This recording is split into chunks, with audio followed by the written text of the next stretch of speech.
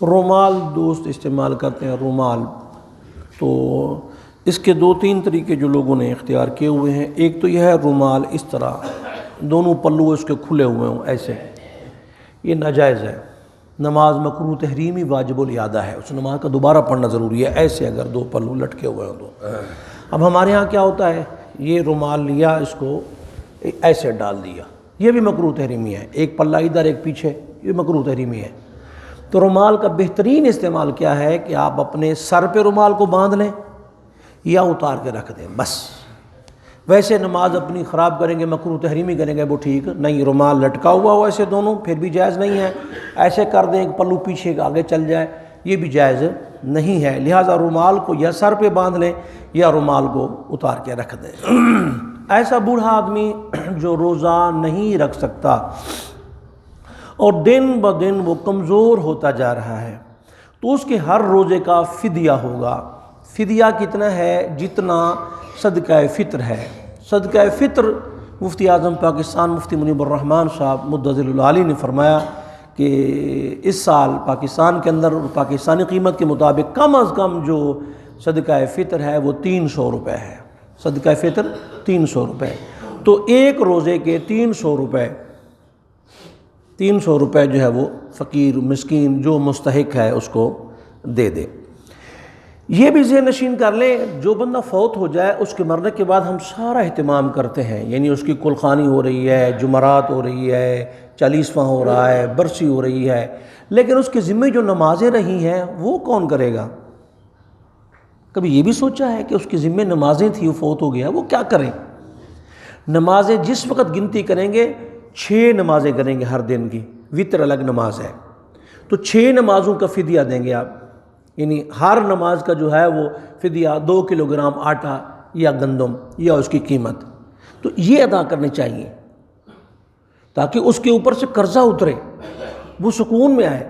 اور ہم تو اب وہ کول خانی بھی اور یہ بھی ایک رسم بنا چکے ہیں، یعنی جو دوسرے پوش علاقے وہاں چلے جائیں، جگہ ختم پہ گئے تو وہ کھانے وانے کا وہاں اہتمام ہی نہیں تھا، کوئی پھل کوئی شر رکھی انہیں دعا کروا دی، باہر دروازے بندہ کھڑا ہوا ہے تو وہ شادی حال کے وہ دے رہا ہے کہ شادی حال میں جی فلاں جگہ آپ کھانا کھائیں، وہاں بوفے لگے ہوئے ہیں۔ بھائی یہ اس کی روح کی منافی ہے۔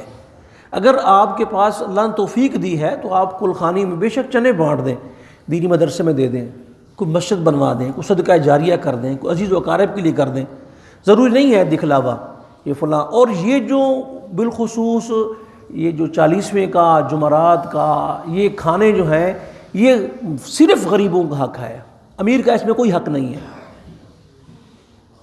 صرف غریبوں کا حق ہے۔ اور اعلیٰ حضرت فرماتے ہیں جو امیر آدمی مالدار ان مالوں کو کھائے گا اس کا دل مردہ ہو جائے گا، تو وہ دل مردہ کیے جا رہے ہیں، تو اس طرف تھوڑا دھیان دیں۔ دوسرا مسئلہ کہ فرض نماز کے فوراً بعد سرکار نے فرمایا جو اللہ سے دعا مانگو اللہ قبول فرما لیتا ہے۔ قبولیت کے اوقات میں سے ایک وقت کون سا ہے؟ فرض نماز کے فوراً بعد۔ اب کہیں گے جی فرض نماز کے فوراً بعد مولوی صاحب لیٹ ہی کر دیتے ہیں، کلمہ پڑھے جا رہے ہیں، پھر آیت الکرسی پڑھے جا رہے ہیں، پھر دعا کیے جا رہے ہیں، تو یہ ساری چیزیں سنت سے ثابت ہیں بھائی۔ صحیح بخاری میں روایت ہے کہ اتنی اونچی آواز میں ذکر کرتے گھروں میں پتہ چل جاتا کہ جماعت ہو گئی ہے۔ یہ سنت کہاں پہ ہے؟ جو اہل بدعت کہتے ہیں وہ بتائیں نا، اہل سنت وہ کہاں پہ ہیں، ان کی سنت کہاں چلی گئی ہے؟ وہ اتنی اونچی آواز میں ذکر کرتے گھروں میں پتہ چل جاتا کہ جماعت ختم ہو گئی ہے۔ صحابہ کرام پھر اس کے بعد آیت الکرسی پڑھتے ہیں، تو آیت الکرسی نبی پاک صلی اللہ علیہ وسلم نے کیا فرمایا؟ فرمایا جو فرض کے بعد آیت الکرسی پڑھے اس کے اور جنت کے درمیان صرف ایک چیز حائل ہے، موت، مرتے ہی جنت میں داخل ہو جائے گا۔ اس میں کون سی بات ہے؟ پھر رہی سنت، آقا کریم علیہ السلام دعا کیا فرماتے تھے؟ اما عائشہ صدیقہ سے روایت ہے اللہم انت السلام ومنک السلام تبارکت یا ذا الجلال والاکرام، سرکار یہ دعا مانگا کرتے تھے۔ تو یہ ساری چیزیں سنت سے ثابت ہے، تو ضرور اس دعا کے اندر شرکت کرنی چاہیے۔ بہت سارے کچھ نئے دوست نئے چہرے آ گئے ہیں، کچھ زیادہ تعلیم والے آ گئے ہیں، جو زیادہ تعلیم ہے اس نے گمراہ کر کے رکھ دیا۔ وہ کیا؟ آپ سلام پھیریں، آپ آیت الکرسی پڑھ لیتے ہیں، وہ نماز اگلی شروع کر دیتے ہیں۔ یہ خلاف سنت ہے، یہ خلاف سنت ہے، اس سے بچیں، اجتناب کریں۔